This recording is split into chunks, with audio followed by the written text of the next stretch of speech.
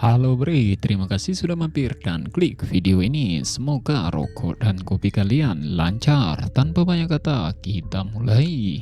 Pada tahun 1452, di sebuah perbukitan Hakone, beberapa anak sedang digantung di atas api yang sangat besar. Mereka sedang melakukan pelatihan yang sangat ekstrim. Banyak dari mereka yang tidak mampu bertahan dari panasnya api. Namun ada salah satu anak yang berbeda. Beberapa ninja pengawas pelatihan, mereka menyebutnya itu adalah anak nomor 8. Salah satu dari mereka berkata, hanya nomor 8 saja yang bertahan dan tubuhnya menunjukkan kemampuan pengendalian api. Berpindah di masa yang berbeda, di mana anak nomor 8 yang sebelumnya melakukan pelatihan, dia sedang melakukan pembantaian. Seseorang tetua dengan beberapa ninja di belakangnya, sembari mengawasi dia berkata, dia sudah menguasai semua teknik kelompok ninja Fuma. Tetua itu tersenyum dan berkata dia pasti pemimpin selanjutnya. Pada tahun 1546, pertarungan malam Kawagoe dijelaskan dahulu kala. Di negara ini ada sekelompok orang yang bergerak dalam bayang-bayang. Tugas mereka hanya untuk mati. Sejak lahir ke dunia, mereka adalah orang berbakat yang semata-mata mendedikasikan hidupnya untuk berlatih teknik Arcane Assassination dengan keras. Mereka dijuluki Kusa yang berarti rumput, atau Rapa yang berarti pengacau, atau juga Kamari. Berpindah di sebuah dojo yang berada di tengah perbukitan, 3 ninja sedang menghadap kepada tetua. Sang ketua berkata, serangan kejutan sebelumnya bagus sekali pasukan ninja Fumaku. Yang mulia sangat senang dengan kemenangan gemilang ini. Tetua ini bernama Hojo Kenan. Dengan tatapan matanya yang tajam, dia berkata, beliau bilang akan memberikan tunjangan kepada kalian. Dan aku menantikan kehebatanmu lain kali, Kikyo. Seseorang assassin muda yang nampaknya akan menjadi MC kita ke depannya. Dia dijuluki sebagai murid kelima Fuma Kutaro. Tetua memerintahkan mereka untuk segera pergi. 3 ninja itu pun segera menghilang. Seseorang ninja yang menguping pembicaraan mereka tiba-tiba muncul di belakang Hojo Kenan. Dia berkata, Kenan, jangan terlalu mempercayai mereka. Karena Fuma berbeda bahkan di antara ninja. Mereka berisi individu luar biasa yang ditempa dengan latihan ekstrim. Medan perangnya penuh dengan tumpukan mayat yang sudah tak berbentuk lagi. Ninjutsu mereka sudah melampaui teknik biasanya. Mendengar itu, Hojo Kenan menjawab, jangan khawatir, para Fuma punya aturan dalam melayani klan Hojo. Siapapun yang melanggarnya akan dihukum mati. Seluruh anggota klan terikat dengan tali aturan ini. Hojo Kenan lalu dengan wajah yang tersenyum, dia berkata, hahaha, alat yang sangat praktis. Berpindah di tahun 1579 pada pertarungan Kisegawa. Seseorang pemimpin sedang mengawal beberapa pasukan di belakangnya. Dia sembari menyemangati pasukannya berkata, bawakan kepala jenderal musuh, torehkan nama kalian. Namun seketika dia terkejut melihat ada salah satu sosok anak kecil yang sedang menghadangnya. Jenderal itu berkata, hah? Kenapa ada anak kecil di medan perang? Bunuh mereka. Fuma Kutaro yang masih menatap tajam sembari membuka masker wajahnya. Dia lalu membuka mulutnya lalu menghentakkan giginya. Fuma segera melepaskan ninjutsunya Fire Transformation, menciptakan sebuah ledakan hebat dengan kobaran api yang sangat dahsyat. Seketika langsung membakar beberapa pasukan yang berada di hadapannya. Setelah itu, beberapa ninja bermunculan dari arah belakang Fuma. Sang komandan yang sebelumnya memimpin pasukan, dia seketika terkejut, matanya terbelalak melihat banyak assassin yang berada di hadapannya. Dengan rasa takut yang mendalam, dia berkata, kalian dasar kusa sialan. Baru berkata demikian, tiba-tiba Fuma sudah berada di belakangnya dan dia segera menghancurkan kepala sang komandan. Setelah selesai membunuh semua pasukan, Fuma berdiri menatap langit dengan tatapan tajam namun kosong. Dia berkata, membunuh adalah segalanya bagiku. Masih dengan tatapan tajamnya yang kosong, dia lanjut berkata, membunuh dan membunuh demi bertahan hidup. Berpindah ke beberapa puluh tahun kemudian, pada tahun 1613, di mana Fumakutaro sekarang telah berumur 80 tahun. Masih dengan rambut panjangnya yang kini sudah memutih, kakinya yang masih tersisa satu dan sudah digantikan dengan tongkat, tangannya yang sudah diborgol. Dia sedang dikawal oleh 2 orang samurai penegak hukum pada kala itu. Mereka yang berjalan melewati tengah pemukiman. Banyak warga yang melihatnya dan ada pula yang mengenalinya. Salah satunya berkata, dia beneran Fumakutaro. Dia adalah monster. Diceritakan pada tahun ini Fumakutaro ditangkap oleh Edo Shogunate. Klan Hojo yang dilayani klan Fuma dikalahkan serta dihancurkan oleh Toyotomi Hideyoshi saat pengepungan Odawara. Desa tersembunyi mereka juga dihancurkan. Fumakutaro yang akan dieksekusi dengan posisi menunduk, dia ditanyai, apa ada kalimat terakhir? Fuma menjawab, tidak. Seseorang samurai yang akan melakukan eksekusi kepada Fumakutaro, dia sembari mengarahkan pedangnya berkata, kayaknya Fumakutaro yang hebat pun tidak bisa menentang bertambahnya usia. Mendengar perkataan samurai itu, Fuma seketika berbalik, matanya melotot dengan tajam, membuat sang samurai menjadi panik dan terkejut. Namun Fumakutaro kembali menundukkan kepalanya dan tidak melakukan apa-apa. Di dalam benaknya berkata, aku sudah menua dan mengakhiri hidup di kondisi semacam ini. Kenapa? Kenapa harus aku hidup sangat lama? Aku tak pernah takut akan kematian. Jadi kenapa? Master Kite, apa Anda akan hidup dalam waktu yang lama dan mengawasiku? Andaikan aku bisa hidup sebebas dirimu, bebas. Fumakutaro yang masih bergumam di dalam benaknya, dia mempertanyakan apa itu sebuah kebebasan. Dia berkata, jika sejak kecil aku bermimpi untuk bebas dan terus menjalani hidup sampai sekarang.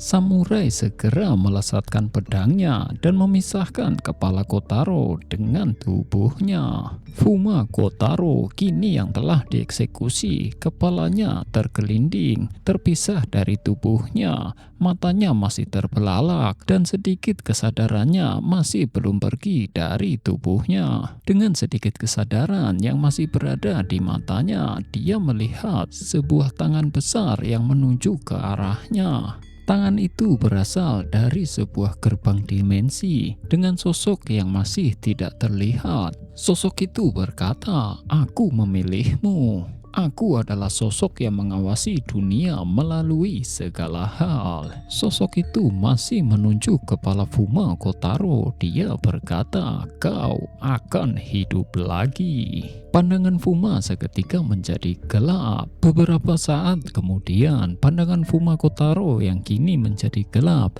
namun masih memiliki kesadaran. Dia bertanya-tanya, apa ini? Sakit sekali. Aku tidak bisa bernapas. Fuma yang berada di dalam kegelapan, dia segera melakukan ninjutsunya Fire Transformation dan menimbulkan sebuah ledakan yang sangat dahsyat. Namun yang tidak diketahui Fumakutaro adalah ledakan yang ditimbulkan dari ninjutsunya telah meledakkan leher seekor naga yang sangat besar hingga membuat leher naga itu terputus. Fumakutaro yang baru terbebas dari dalam tubuh seekor naga, dia pun menjadi terkejut dengan wujudnya kini yang telah berubah menjadi seorang bayi. Naga yang sebelumnya lehernya terputus karena ninjutsu yang dilakukan dilakukan oleh Fuma, tubuh naga itu seketika ambruk dan menimpa sebuah kastil. Fuma yang kini menjadi seorang bayi dan berada di tubuh naga yang sudah mati. Dia hanya bisa melihat sekeliling dan kebingungan di mana saat ini dia berada. Tiba-tiba sesosok makhluk hijau muncul di hadapan Fuma. Fuma yang mengabaikan makhluk hijau itu sembari berbaring di atas tubuh naga yang sudah mati. Dia menatap ke langit dan melihat ada seekor naga lainnya yang sedang terbang di udara. Di dalam benak Fuma berkata, daratan yang asing, ada pula kadal terbang. Ah, begitu, aku mengerti. Jadi ini ya yang namanya reinkarnasi. Kita flashback ke beberapa waktu sebelumnya, di mana Fuma meledakkan seekor naga dari dalam perutnya. Ada seseorang yang melihatnya dari kedalaman hutan.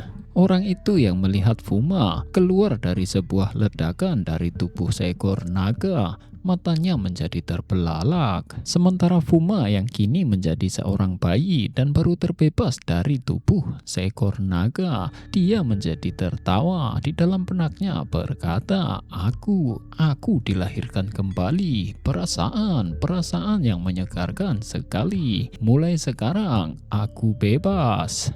Diceritakan di tempat Fuma Kotaro sekarang berada, hampir 100 tahun yang lalu, pahlawan Arslat mengalahkan sang Demon Lord.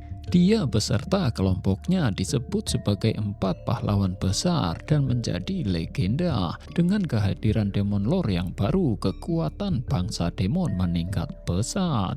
Dunia di mana hampir seluruh permukaannya telah menjadi alam demon, dan sekarang adalah eranya. Kembali ke tempat Kotaro berada, di mana ada sebuah sosok besar yang menghampirinya. Sosok itu yang nampak seperti goblin namun berukuran sangat besar. Dia sedang menginjak Kotaro. Raja Goblin berkata, jadi ada bayi manusia yang jatuh dengan naga. Sebenarnya apa ini? Raja Goblin lalu menendang Kotaro kecil sembari berkata, terserahlah, dia cuma bangsa manusia ras yang lemah. Sementara Kotaro kecil yang ditendang oleh Raja Goblin dan terhempas, wajahnya tetap tersenyum seperti sedang mengabaikan Raja Goblin itu. Salah satu goblin menghampiri Raja Goblin dan berkata, Kapten, kastil Sky Goblinnya hancur total. Sang Raja Goblin yang mendengar itu berkata, sialan, padahal kastilnya bagus. Haruskah kita membunuh bocah ini dan mengukusnya? Raja Goblin seketika melesatkan pedang besar di tangannya dan mencoba menyerang Kotaro kecil. Namun tebasan pedang besar itu ternyata tidak mengenai Kotaro kecil dan Kotaro bisa menghindarinya. Kotaro berkata, untunglah, hampir saja. Raja Goblin menjadi kebingungan. Dia bertanya-tanya, apa tadi dia menghindar?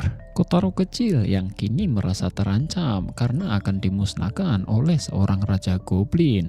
Di dalam benaknya berkata, bayi memiliki tulang yang belum sepenuhnya berkembang, jadi mereka susah untuk bergerak. Kotaro lalu merentangkan tangannya. Dia seperti melakukan sesuatu kepada tubuhnya. Setelah itu dia mencoba berdiri. Dengan wajah yang sedikit tersenyum, Kotaro berkata, harusnya berhasil. Raja Goblin yang melihat Kotaro kecil mencoba berdiri, dia sedikit terkejut dan bertanya-tanya, apa? Kotaro tiba-tiba menghilang dari posisinya dan tiba-tiba sudah memelintir leher Raja Goblin. Ya, Kotaro kecil mengeluarkan ninjutsunya, Borrow Fire. Dan boom, seketika semburan api yang sangat besar menyelimuti tubuh King Goblin dan juga Kotaro, membuat Raja Goblin hangus di tempat dan mati seketika. Sementara di tempat lain ada seseorang yang sedang menaiki tangga menuju kastil Goblin yang sebelumnya hancur karena tertimpa seekor naga yang juga merupakan tempat di mana Kotaro berada. Orang itu sembari berjalan menaiki tangga, dia sembari mengingat di mana Kotaro yang muncul dari perut naga yang meledak. Di dalam Benak orang itu berkata, tempat ini dulunya menjadi wilayah bangsa elf. Nostalgia sekali. Bayi yang meledak keluar dari perut naga harusnya ada di sini. Setelah sampai di mana tempat Fumako Taro berada, dia menjadi terkejut karena di hadapannya banyak mayat goblin yang berserakan. Saat memandang jauh ke depan, matanya terbelalak terkejut melihat sebuah siluet hitam kecil dengan mata merah yang menyala. Namun setelah mendekatinya, dia mendapati Fumako Taro sedang tertidur lelap. Jadi dia mempertanyakan apa yang dia lihat sebelumnya, apakah hanya sebuah hayalan saja. Dia bertanya-tanya, mungkinkah seorang bayi melakukan semua ini? Setelah memperhatikan Fumako Taro sedari dekat, dia membuka penutup kepalanya dan berkata, akhirnya aku temukan juga benih mungil harapan. Orang ini yang merupakan elf bernama Haikri Titania, yang merupakan 4 pahlawan besar. Di dalam tidurnya Fumako Taro bermimpi di mana ada ayah dan ibunya yang sedang menggendongnya di saat dia masih kecil. Di dalam mimpi itu digambarkan jika desa tersembunyi yang dimiliki oleh orang tua Fumako Taro terbakar. Beberapa ninja yang menemukan Fumako Taro masih hidup. Salah satunya berkata, sebuah keajaiban, dia bisa bertahan di kondisi macam neraka. Atau jangan-jangan karena karakteristik seorang ninja. Masih di dalam mimpi Kotaro, dia bertanya-tanya, semua ini ingatanku, aku tak punya orang tua. Satu-satunya yang bisa ku percaya adalah diriku sendiri. Kenapa sekarang aku mengingat kenangan semacam itu?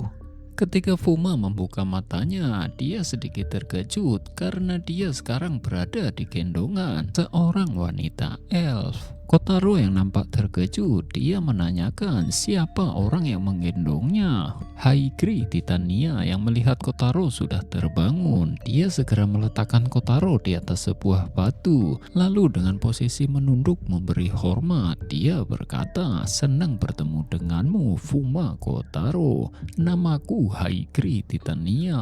Fuma yang masih belum bisa berbicara tentu saja menjawab hanya dengan kata oh, layaknya seorang bayi. Namun di dalam benak Fuma bertanya-tanya, kenapa dia bisa tahu namaku? Haikri Titania lalu berkata, maaf karena dengan lancangnya mengintip ke dalam ingatanmu tanpa izin. Fuma Kotaro yang mendengar itu di dalam benaknya berkata, ingatanku, mana mungkin, teknik jenis apa yang kau gunakan? Titania lalu berkata lagi, Kotaro, bolehkah aku mendampingimu?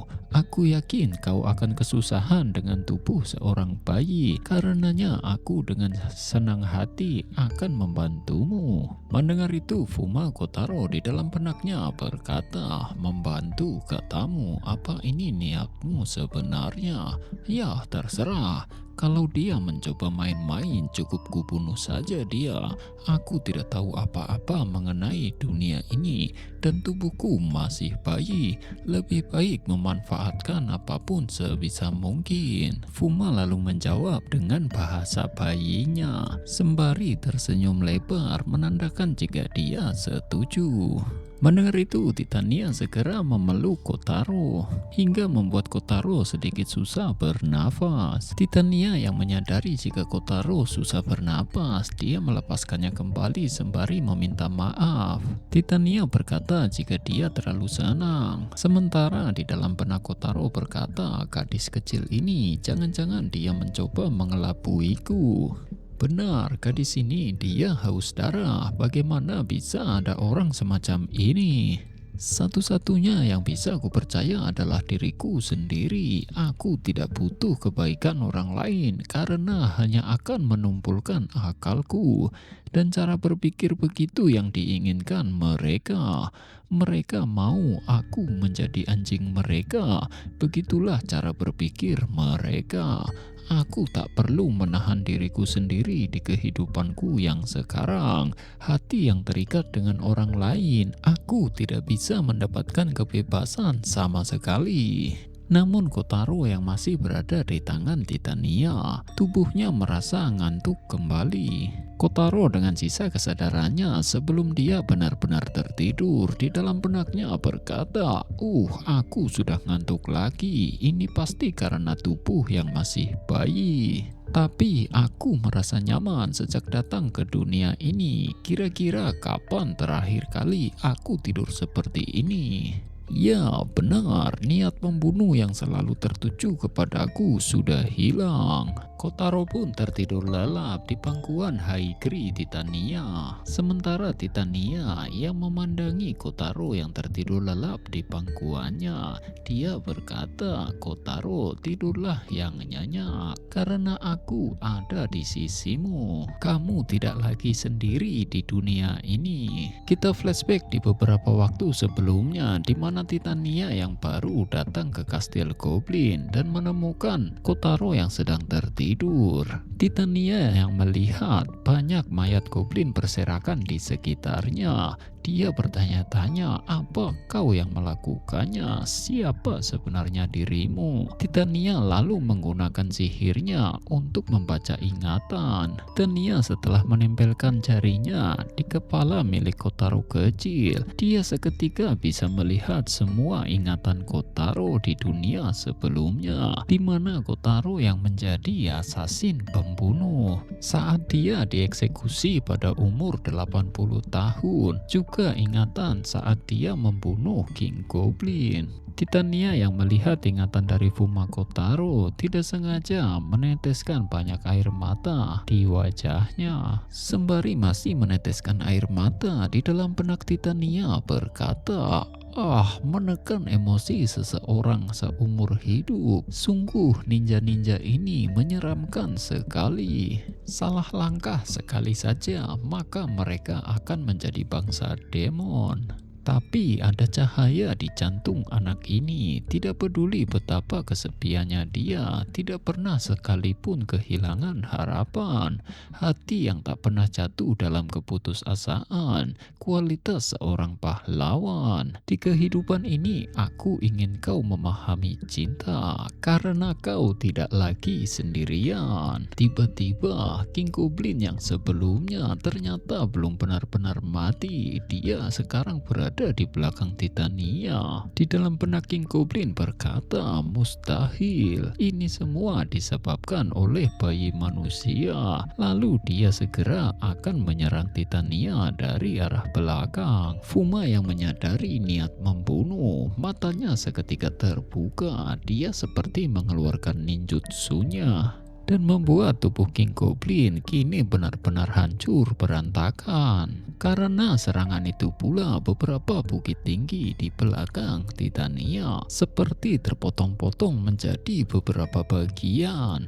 Namun anehnya Titania tidak menyadari hal itu. Dia justru menyadari capung yang terbang di dekatnya dengan banyak mata di tubuhnya. Titania segera melancarkan sihirnya lalu menghancurkan capung itu. Sembari mengenakan jubahnya kembali, dia berkata, "Sialan, apakah bangsa demon sudah mendeteksi kami? Jalan tercepat keluar dari alam demon adalah melalui wilayah bangsa elf." Bekas hutan pohon raksasa, tidak ada pilihan lain selain melalui hutan Great Rootwood. Sementara di tempat lain ada seseorang yang sedang melapor kepada Lord Demon atau mungkin Raja Iblis. Dia berkata, "Kami punya laporan dari 4 pahlawan hebat Sang Fiery King. Lokasi Haikri Titania sudah ditemukan. Tempat itu, sosok yang disebut dengan Lord Demon nampak seperti sebuah mata yang sangat besar. Di tempat itu ada juga demon lain yang berkata, jadi dia masih hidup." Sementara demon lainnya lagi berkata, "Laporan tidak berguna." Demon lainnya menimpali, "Benar, dia sekarang telah kehilangan kekuatannya. Yang perlu kita bahas adalah bayi yang dia bawa." Di sini kita diperlihatkan jika sosok Lord Demon yang bertubuh sangat besar, sementara demon yang sebelumnya melapor yang nampak seperti di atas tebing, ternyata mereka ada di atas jari-jari milik Lord Demon. Lord Demon yang menyebut bahwa hanya yang berada di atas jari dengan sebutan 10 demon. Dia memerintahkan mereka untuk menculik bayinya dan bunuh elfnya. Berpindah di dalam hutan di mana Titania yang sedang melewati hutan elf. Dia sedang berlari karena dikejar oleh beberapa monster. Kotaro yang berada di pundak Titania, wajahnya malah nampak bersemangat melihat monster yang mengejarnya. Di dalam benaknya berkata, makhluk besar apa mereka? Titania yang sedang berlari sembari menggendong Kotaro. Tubuh Kotaro yang bergerak-gerak karena terlalu bersemangat membuat Titania berkata, Kotaro, tolong jangan terlalu bersemangat, kau akan terjatuh. Kita kalah jumlah, jadi opsi satu-satunya adalah terbang. Namun saat melihat ke arah atas, Titania terkejut melihat beberapa monster terbang yang juga ada di atasnya. Melihat itu, Titania segera merapalkan mantra dan melepaskan sihir dari tangannya hingga membuat banyak monster yang akan menyerangnya hancur berkeping-keping. Sementara Kotaro yang melihat itu di dalam benaknya berkata, "Oh, ninjutsu yang belum pernah kulihat sebelumnya. Gadis ini cukup terlatih." Titania tiba-tiba terduduk melihat monster terbang yang sangat besar di hadapannya yang akan menyerang ke arahnya. Wajahnya kini penuh dengan keringat, seperti sudah terpojok dan tidak bisa melakukan apa-apa. Titania di dalam benaknya berkata, andai saja aku masih memiliki kekuatanku yang dulu.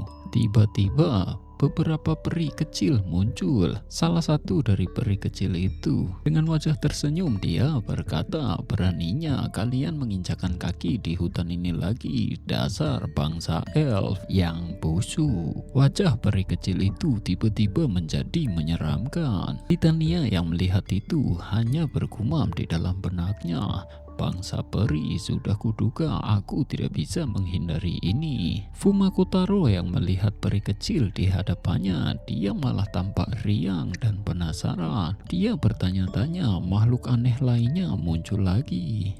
Sementara para peri masih dengan wajah jahatnya, dia berkata, kau mengganggu sekali, dasar bangsa elf, serahkan bayinya, kami akan melahap kalian. Para peri kecil belum selesai berbicara, tiba-tiba mereka sudah ditangkap oleh Fumakotaro. Fuma yang baru pertama kali melihat peri, dia seperti mendapat sebuah mainan baru dan bermain-main dengan mereka. Titania melihat Kotaro yang sedang bermain bersama peri. Dia sempat khawatir dan berkata, Kotaro, mereka adalah bangsa elf jahat, terlalu bahaya menyulut amarah mereka. Namun melihat wajah bahagia Kotaro yang sedang bermain, tanpa sadar mata Titania mengeluarkan air mata.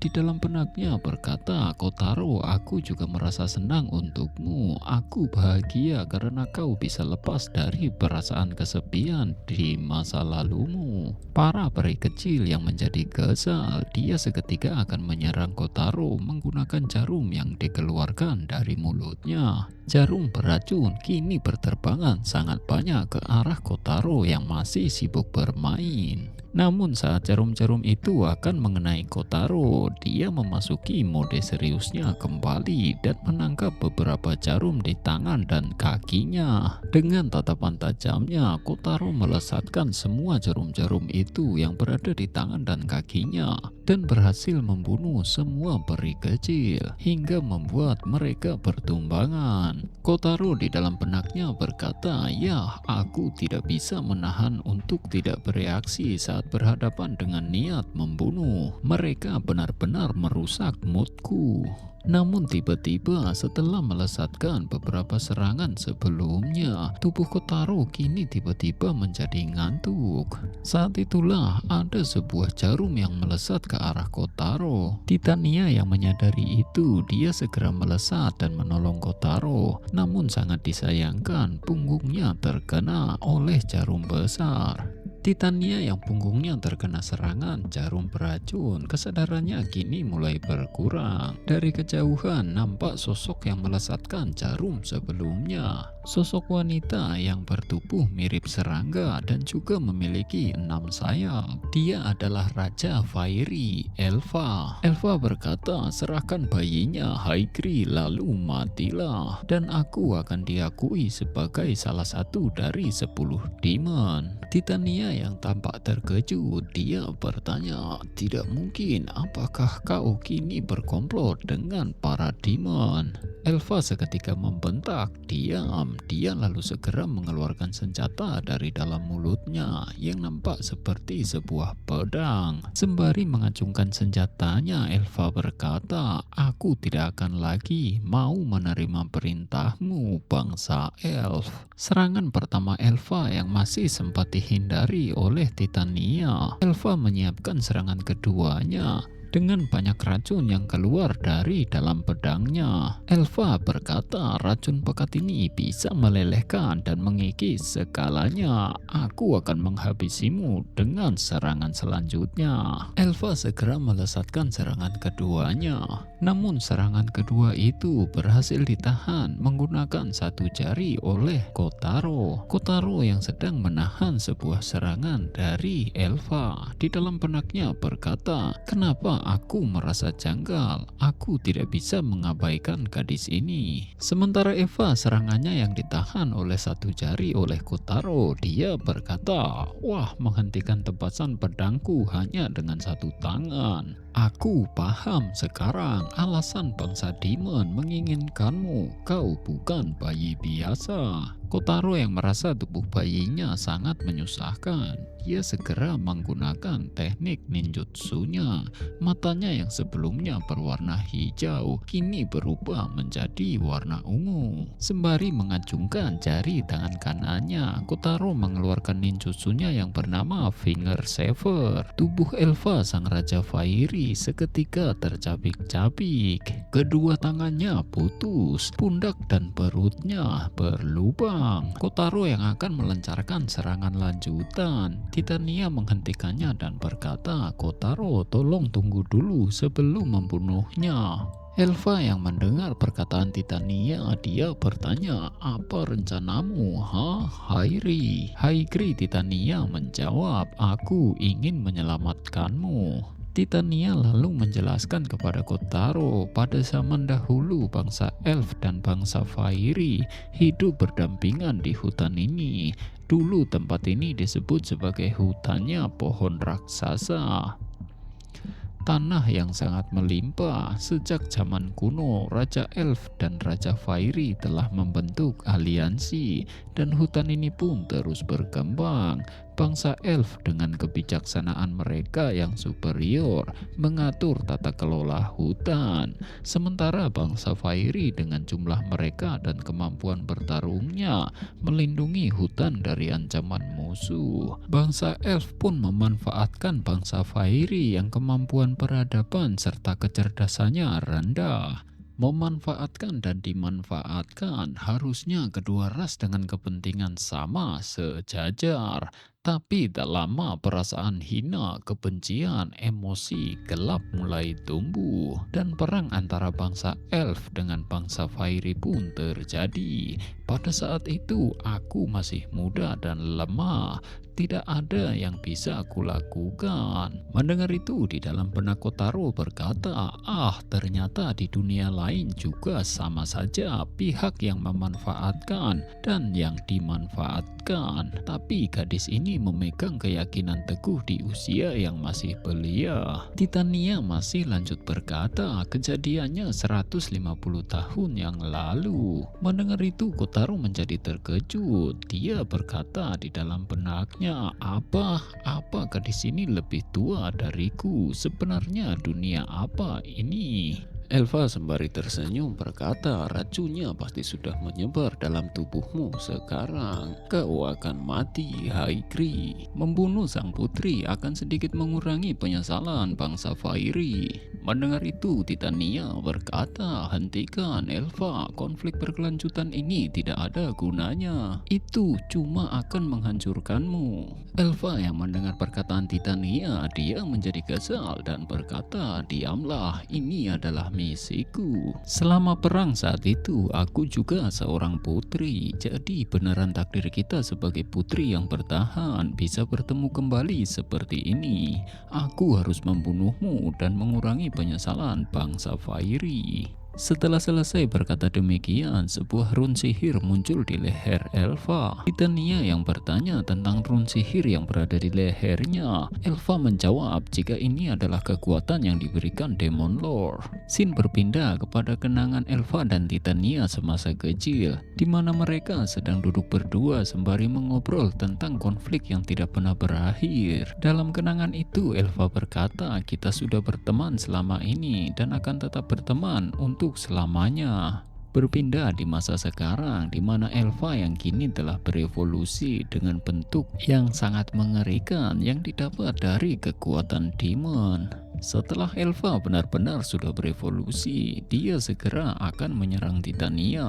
Melihat itu, Titania memegangi kalungnya. Dia berkata, jika aku menyimpan kekuatan ini untuk hal lain, tapi demi dirimu. Serangan dahsyat yang dilancarkan oleh Elva tidak berdampak kepada Titania, karena Titania telah memecahkan kalung yang berada di lehernya. Kalung yang bisa menyimpan kekuatan yang sebelumnya akan digunakan untuk misi tertentu. Namun karena sudah terpojok, Titania terpaksa menggunakan kekuatan yang berada di kalungnya. Setelah menggunakan kekuatan yang berada di kalungnya, nampak sebuah cahaya mengelilingi Titania beserta sepasang sayap yang muncul dari punggungnya. Elva yang melihat itu, dia sedikit terkejut. Elva berkata, apa-apaan ini? Ini kekuatan sihir yang sangat dahsyat. Dia seharusnya sudah kehilangan kekuatan, jadi kenapa bisa? Titania segera menggunakan sihir di tangannya. Sihir yang merupakan sihir pemulihan. Sihir itu dengan sekejap bisa menyembuhkan semua luka yang berada di tubuh Titania.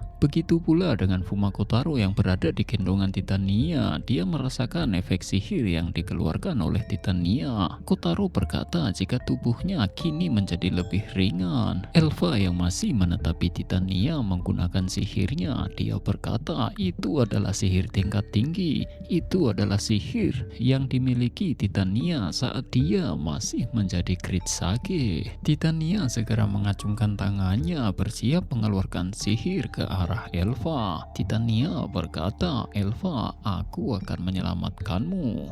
Freezing Sacred Stigma. Sihir itu seketika merubah Titania menjadi bentuknya yang semula dan menyembuhkan semua luka yang berada di tubuhnya. Titania berkata, kau tak lagi terikat oleh apapun, Elva. Ada hal yang lebih aku hargai dibanding penyesalan bangsa kami karena kita adalah teman. Perkataan Titania seketika membuat air mata Elva jatuh berguguran. Di dalam benaknya, Elva berkata, Haikri, kau pun masih mengingatnya. Janji lebih dari 100 tahun yang lalu.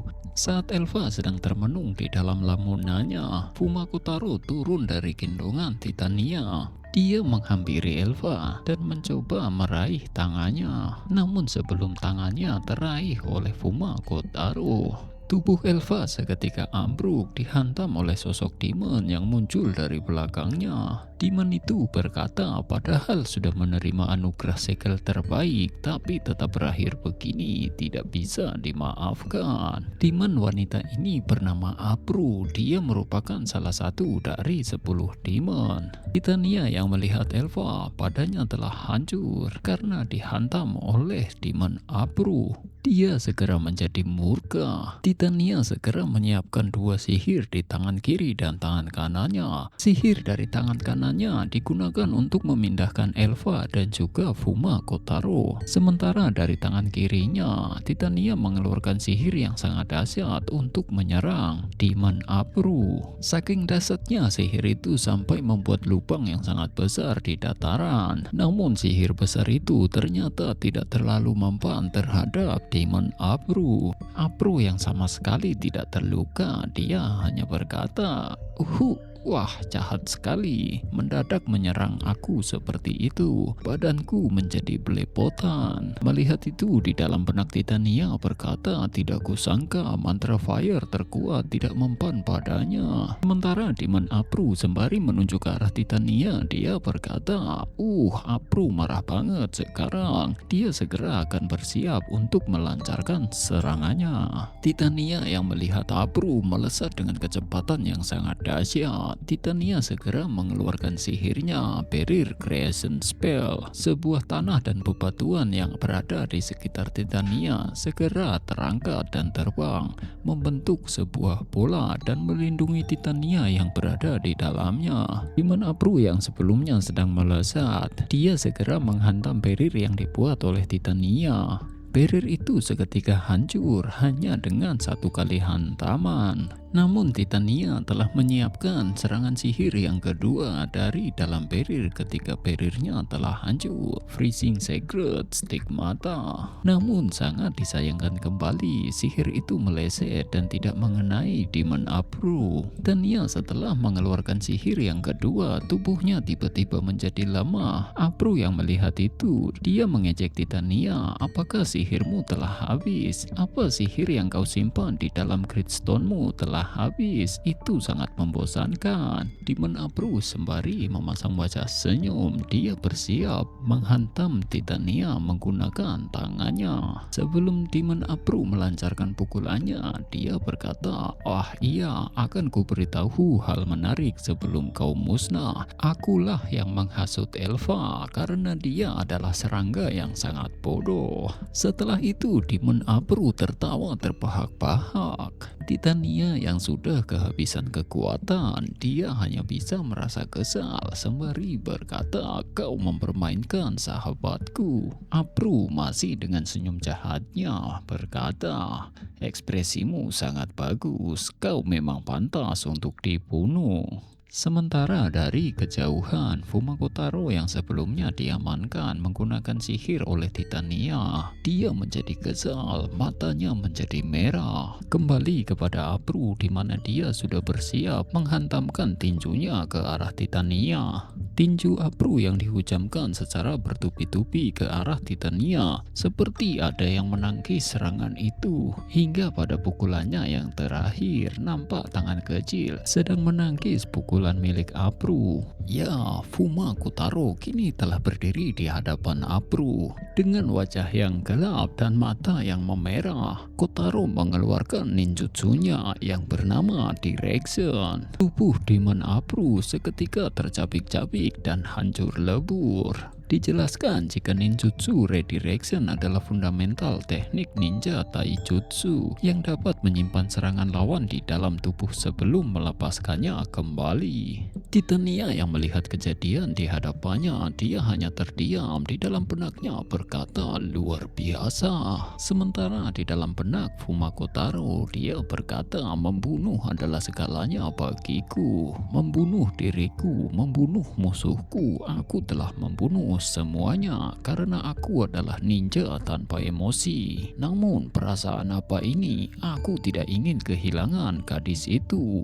Kenapa aku bersimpati dengan seseorang yang berada di situasi yang mirip denganku? Tanpa sadar, mata Fuma Kotaro mengeluarkan air mata. Di dalam benaknya lanjut berkata, apa aku juga memiliki hati manusia. Sementara Demon Apru yang sebelumnya telah hancur lebur, sisa dari kepala dan tangannya yang masih utuh, masih memiliki kesadaran. Dia berkata, mustahil, teknik apa itu barusan? Bagaimana bisa? Seharusnya aku dilindungi oleh segel kontrak Demon Lord. Jadi seperti itu. Teknik ninjutsu milik Kotaro adalah teknik dari dimensi lain. Kekuatannya bahkan dapat menembus kemampuan enhancement dari segel kontrak. Apru dengan senyum jahatnya berkata sungguh menarik. Apru mengucapkan kata sihir full stamina recovery spell. Tubuhnya yang sebelumnya hancur tercerai berai kini utuh kembali. Apru sembari memasang wajah psikopat, dia berkata, kamu yang terbaik, Apru telah jatuh cinta padamu.